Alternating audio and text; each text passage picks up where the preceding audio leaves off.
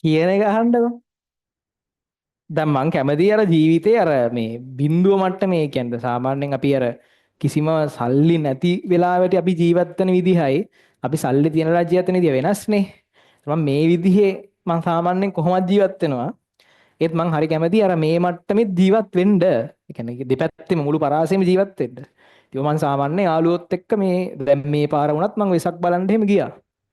එතකොට කොහොම යද්දී මේ පාර නම් ඉතින් එක එක විදිහවලට ගියා. ඉතින් එක දවසක් ගියා මේ අපේ කියන්නේ ප්‍රාඩෝ එකේ ගියා.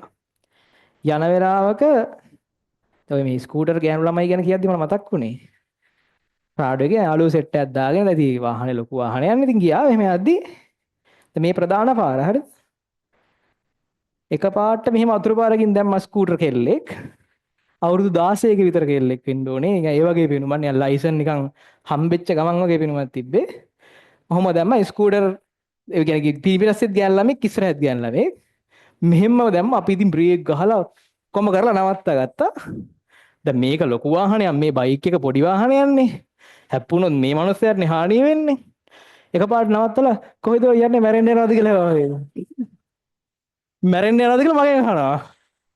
ඒ කියන්නේ හැප්පුණා නම් එහෙම මැරෙන්නේ මන් නෙවෙයිනේ. අපි ඉතින් සද්ද නැතුව හිටියා. අර පිටිපස්සේ ගෑනලා වෙලාගෙන නලාවකුත් තිබ්බා හයියෙන් පියෝ යනවා.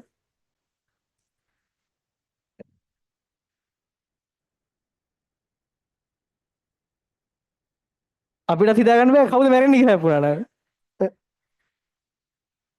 හරි. පිටවංග 19